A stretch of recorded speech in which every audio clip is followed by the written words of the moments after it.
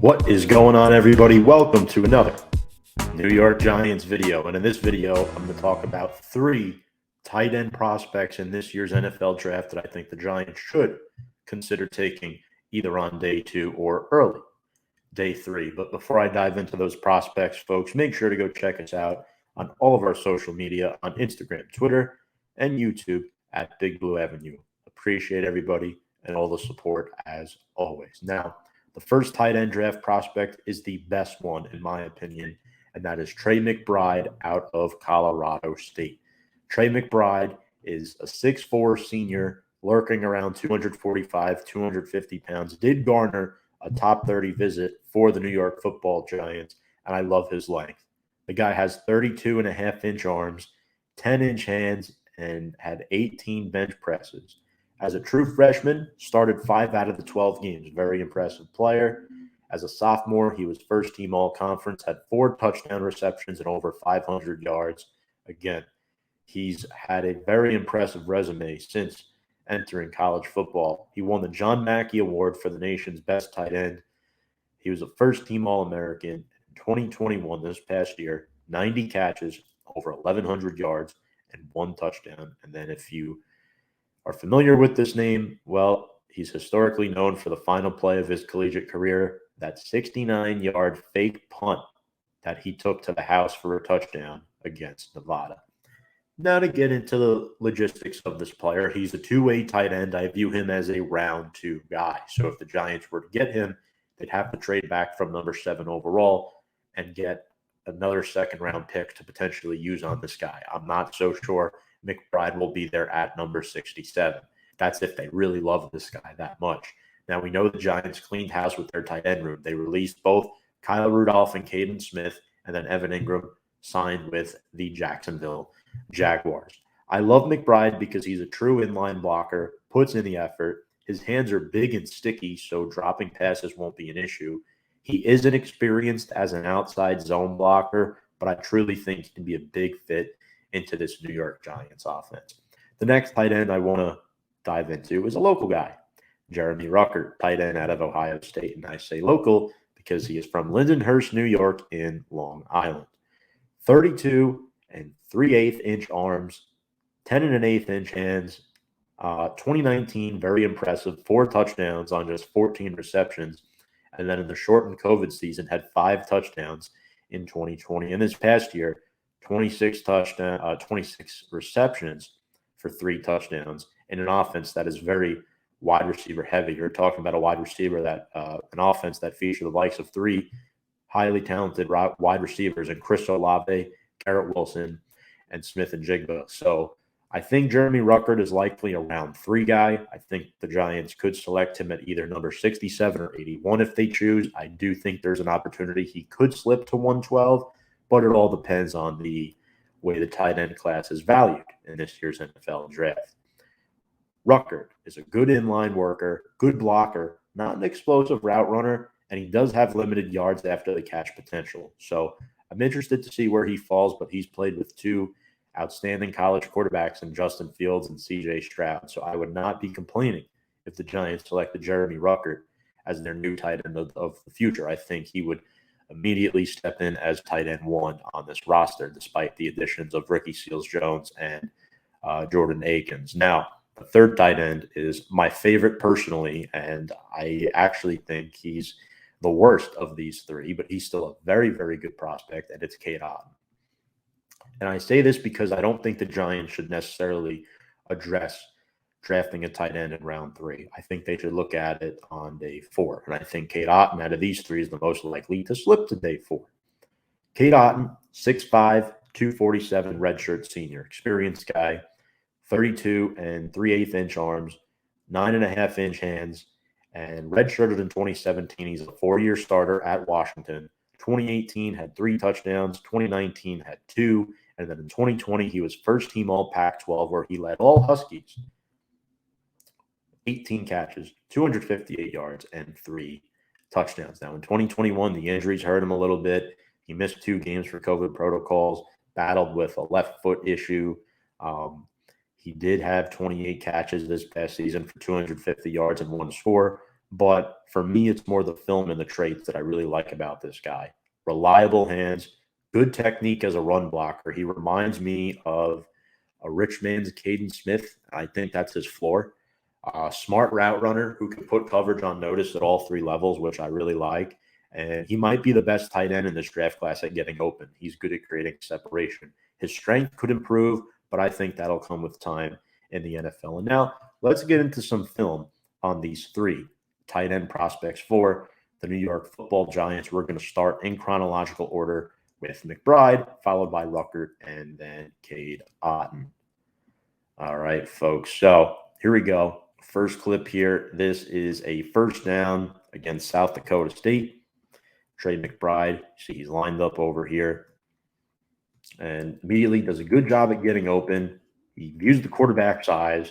Again, nobody's around him. Clear lane, makes the catch, and then after the catch, makes one tackler miss and gets extra yards for that first down, which is something you love to see. I'll move on to the next clip. They're wearing orange here in this game. And I believe this is a play-action bootleg play against Vanderbilt. You see the play action, the dump off, and look at him move after the catch, showing some decent speed there. You know, not the quickest guy, but doing a good job getting some extra yards. Here's another play against Vanderbilt. This is a rolling catch on the near sideline. But good awareness, and he could easily do an out route and get closer to the sideline, but his feet were very sticky and aware on this play so that after the catch, he could turn up the field and get some more yardage. More importantly, cross that yellow marker for a first down. Again, really good foot awareness there by Trey McBride. Now on this play, also against Vanderbilt, this is a reception on the sideline in the red zone. I love this play personally. We might get it from a second angle as well. He's lined up on the down pitch there. Beautiful catch, one-on-one, and you can see right here his size, clear advantage, great hands, sticky. This is a catch that Evan Ingram struggles to make, and look at his body. And feet, 1 foot in bounds. That's all you need right there for Trey McBride. Now, this is a screenplay against Toledo. Watch what he does here. He's lined up on the left side of the offensive line. This is kind of like a Travis Kelce-esque type of play, which can get people excited because I know Mike Kafka ran these types of plays in the Kansas City Chiefs offense. Now, watch him very closely here. Starting out, blocking. 2 linemen are pulling. He turns around. Number 30 recognizes what's going on, but there's too many linemen in the way.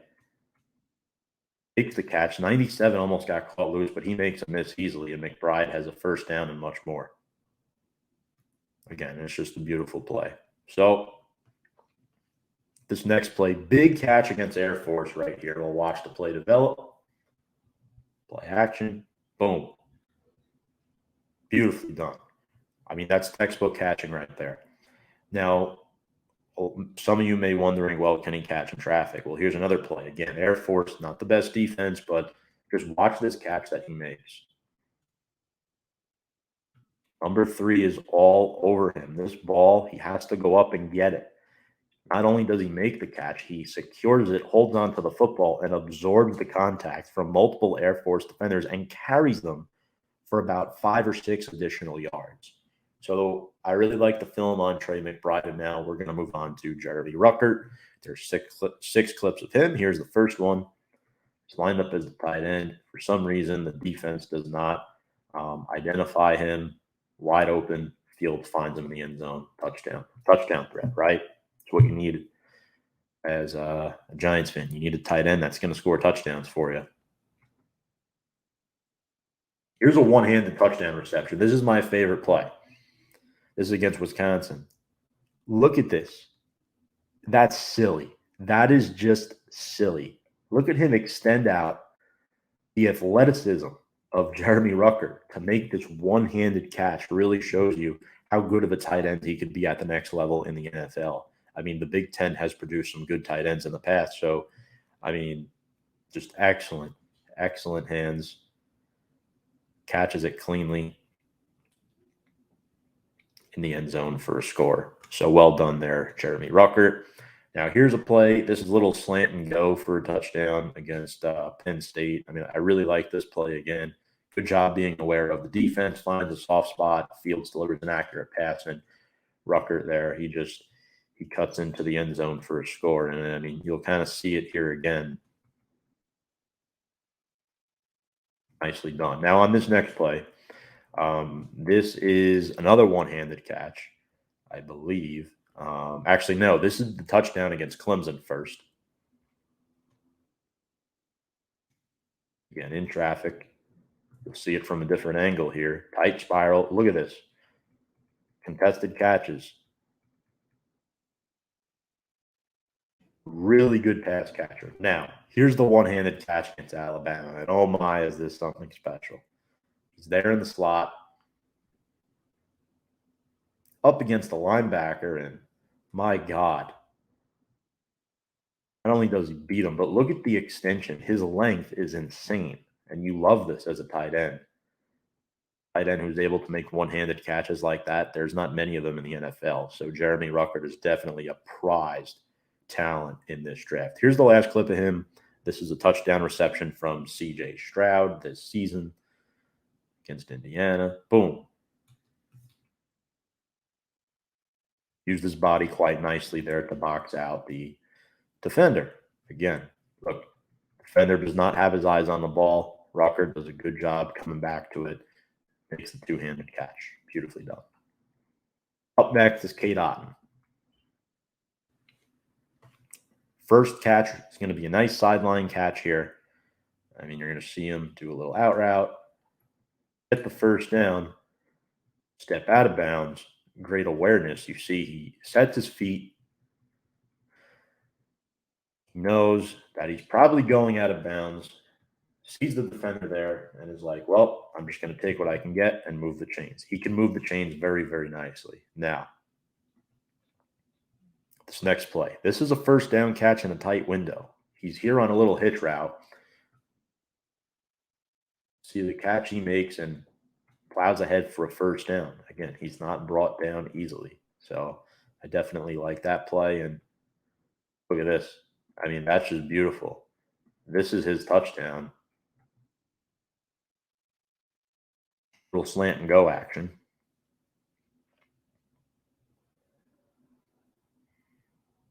The underneath route, finds the soft spot in the zone, beats the defender to the house. Now, this next play, this is a first down catch, and he's falling backwards while carrying defenders. And I find this play really interesting because it reminds me just a little bit of a tight end drafted out of Notre Dame that had a very successful career for the Giants, and Mark Bavaro. Now, watch this play unfold. Nothing much. 7-8 yard curl route. Gets the first down. And look at this. Silly. And that was just a small example. Bavaro was like 10 times more fearsome than that. But my gosh. Next play. Wide open touchdown. He's going to scroll across the formation here. Watch the movement. Acts like he's blocking. Helps his lineman out. Goes across the pattern. Wide open touchdown. Again, that's a good play designed by the offensive coordinator for the Huskies. Now, this next play carries a defender on a first down catch from Jacob Eason, who's now in the NFL. Now, again, watch this play. He's cutting in here, sets up 5 yards away from the line of scrimmage, makes the catch 35, gets dragged to the first down marker. Good strength. Keeps his feet moving. You love to see tight ends keeping their feet moving like Cade Otten just did right there. Now, this is a screen catch in open space, right? So he's blocking, release. This is just an excellent job, right? The offensive line does their job just long enough. Number 9's coming. Release. These two guys get upfield. Quarterback throws it. Otten is wide open. And again, here, he's about 5 yards behind the line of scrimmage. But these two linemen right here tag their guys. That allows Otten to get upfield. You got 56 with a beautiful block. And then you got the down lineman there. Otten gets across the first down marker easily and much more. and finally gets shoved out of bounds at the 4-yard line. That is just a beautiful play there by the Huskies, and Cade Otten being very, very well aware of the situation, which is something you love to see. And that was his sophomore year, I believe, because Eason was still the quarterback. But, folks, that was NFL draft prospect Trey McBride out of Colorado State, Jeremy Ruckert out of Ohio State, and then Cade Otten out of Washington. Could the Giants draft one of these guys either Friday night or Saturday afternoon? Who knows? But I'm very excited to hopefully see the Giants improve their tight end room heading into the 2022 NFL Draft. And folks, before we go, a quick reminder and a shout out for our sponsor, BetUS, America's #1 favorite sports book where you can bet on the go, anywhere, anytime, get live and fast payouts from your mobile device. You can sign up with our promo code below at JOIN125. Get a 125% sign-up bonus up to $2,500. Once again, folks, that is BetUS, where the game begins. It's draft day. Hope you all enjoy the night. Have some, have some drinks. Have some family, friends over. Enjoy it. I'll be streaming tonight. Really appreciate all the support. And without further ado, let's go Big Blue.